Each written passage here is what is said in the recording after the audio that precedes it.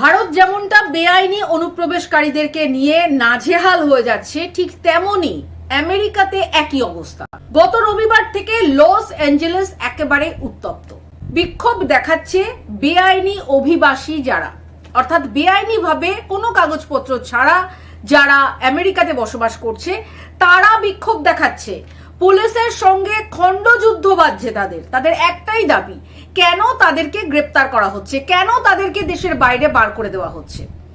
এই আবদার নিয়ে তারা রাস্তায় বিক্ষোভ করতে নেমেছে। 2024 সালে যেখানে আমেরিকাতে নির্বাচন হয়, সেই নির্বাচনের আগে ডোনাল্ড ট্রাম্প কিন্তু প্রতিশ্রুতি দিয়েছিলেন সমস্ত আমেরিকানবাসীদেরকে যে তারা বেআইনি অভিবাসী যারা রয়েছে তাদেরকে দেশ থেকে বিতাড়িত করবে। প্রতিদিন 3000 বেআইনি অভিবাসীকে দেশ ছাড়া করবেন এবং আমেরিকা মেক্সিকো যে বর্ডার রয়েছে সেই বর্ডারকে একেবারে সিল করে দেবে। ট্রাম্পের একেবারে নির্দিষ্টভাবে অভিযোগ ছিল যে ডেমোক্রেটিক প্রদেশ ক্যালিফোর্নিয়া তারা এই বেআইনি অভিবাসীদেরকে আশ্রয় দিচ্ছে।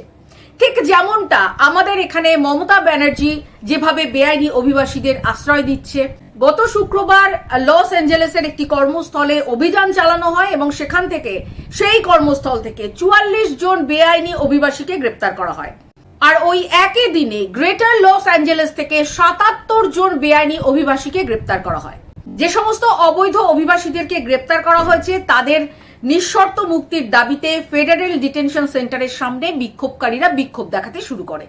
যে সমস্ত বিক্ষোভকারীরা বিক্ষোভ দেখায় তাদের কিন্তু কোনো রকম বৈধ কাগজপত্র নেই, অথচ তারা বিক্ষোভ দেখাচ্ছে এই কারণেই কি তাদেরকে সেই দেশে থাকতে দিতে হবে। এরপর তারা পুলিশের সঙ্গে বিভিন্ন রকমের দুর্ব্যবহার করতে শুরু করে। পুলিশের দিকে ইট ছোড়ে, পাথর ছোড়ে, সেখানে দেখা যায় যে ইলেকট্রিক স্কুটার পুলিশের দিকে ছুড়ে দিচ্ছে, আতশবাজি ছুটছে।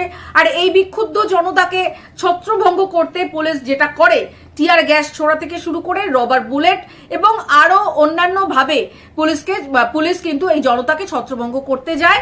সেখানকার পরিস্থিতি সামাল দেওয়ার জন্য 4000 ন্যাশনাল গার্ডের সদস্যদের মোতায়েন করা হয়, 700 মেরিন আর্মিকে মোতায়েন করা হয়। অর্থাৎ একটা কথা পরিষ্কার যে যেভাবে সারা বিশ্বে অবৈধ অভিবাসীরা তারা ছড়িয়ে পড়েছে, অনুপ্রবেশকারীরা তারা যেভাবে সারা বিশ্বের বিভিন্ন জায়গা দখল করছে, এই জায়গা থেকে কিন্তু ভারত যেমনটা সমস্যায় ভুগছে তেমনটা আমেরিকা এবং অন্যান্য দেশও কিন্তু সেই সমস্যায় ভুগছে।